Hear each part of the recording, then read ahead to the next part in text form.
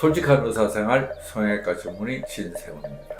안녕하십니까? 원장님, 성형을 하고 나서 오히려 흉터가 생기는 경우가 있잖아요. 네, 그렇죠. 특히 그런 흉터는 눈에 더 잘 띄던데 앞트임하고 나서 함몰된 흉터는 왜 생기게 되나요? 사실은 흉터는 무조건 생깁니다. 흉터가 눈에 많이 띄느냐 덜 띄느냐의 차이가 있을 뿐이지 칼로 찢어서 상처가 생겼는데 흉터가 안 생기는 경우는 없습니다. 그런데 앞트임 흉터라는 거는 사실 눈을 떴다 감았다 하면서 거기가 끝없이 움직이는 부분이고 피부를 많이 잘라내서 그런 게 생기는 경우도 있겠지만 자신이 계획하고 다른 결과가 나와서 그 결과를 마무리하다 보면 흉터가 좀 보기 싫게 생기는 경우가 있을 수는 있겠지만 그렇기 때문에 앞트임 수술을 할 때 구체적으로 현실에 맞는 수술 후 결과를 목표로 하는 게 옳습니다. 눈 모습에 상관없이 너무 무리하게 많이 째서 수술 범위가 넓어지고 깊어질 수밖에 없기 때문에 그런 것 참고해서 자신이 결정하실 필요가 있습니다.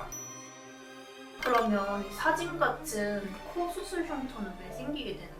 저건 아마 실리콘으로 코를 높이는 수술을 했는데 그 끝부분이 염증이 생기거나 아니면 무리하게 올라와서 조직이 괴사가 돼가지고 그걸 빼내서 마무리된 흉터가 이런 걸 가능성이 있습니다. 중요한 건 뭐냐면 수술 후에 결과를 현실을 무시한 무리한 욕심은 안 내는 게 중요합니다. 물론 이제 뭐 자기가 큰 돈을 들여서 어렵게 결정해서 수술할 때 사실 그 욕심을 자제하는 게 쉽지는 않습니다. 그러나 수술 받는 분들은 의사쌤한테 그걸 자세하게 꼭 확인하시는 게 필요하다고 믿습니다.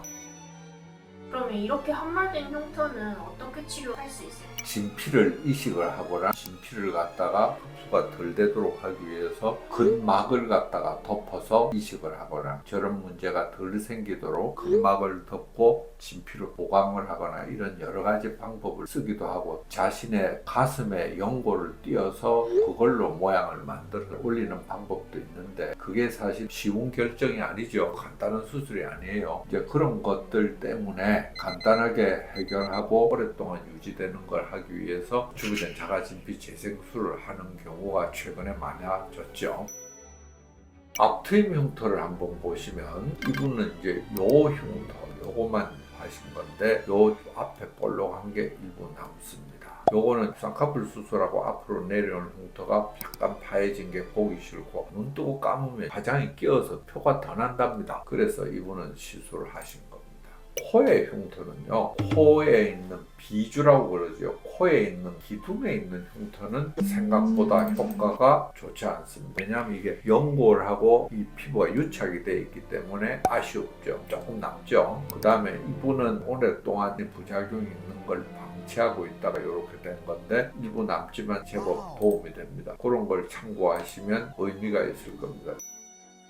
함몰된 부분이 올라오니까 훨씬 보기가 좋은데 여러 번 주기적으로 해야 하나요? 주부진 자가진피 재생술은 파여진 흉터나 주름 밑에 새살이 생기는 방법이에요. 그러니까 없어지진 않아요. 부족하다고 생각하면 더 할 수도 있지만 그건 본인이 판단하는 게 좋고 옛날로 돌아가는 경우는 없었습니다. 안심하셔도 됩니다.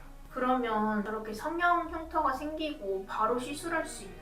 보통은 6개월이라고 보죠. 근데 빠르면 한 3, 4개월은 풀어지는 분도 많고 6개월 이상 조금 더 가는 분도 가끔 있긴 해요. 바로 하는 것보다는 그 상처가 딱딱한 게 풀어지고 색깔이 이제 빨간 거나 이게 제 색깔로 돌아가고 그런 상태가 되면 수술하는데도 훨씬 용이하고 결과가 훨씬 좋습니다. 얼굴에 흉터가 있는 분들은요. 얼굴에 있는 흉터 크기보다 마음의 상처가 더 큰 분들이 있어요. 얼굴의 흉터는 어느 정도 개선이 가능합니다. 그러나 마음의 상처는 잘못하면 더 커지는 수가 있어요. 자신의 기대에 따라 다르기 때문에 그래서 수술 후의 결과를 객관적으로 생각해보고 그리고 자기 자신의 마음도 자신이 한 번씩 점검해보시고 수술하시면 수술의 만족도를 높이는데 좋은 효과가 있을 거라고 생각합니다. 솔직한 의사생활 성형외과 전문의 진세훈이었습니다.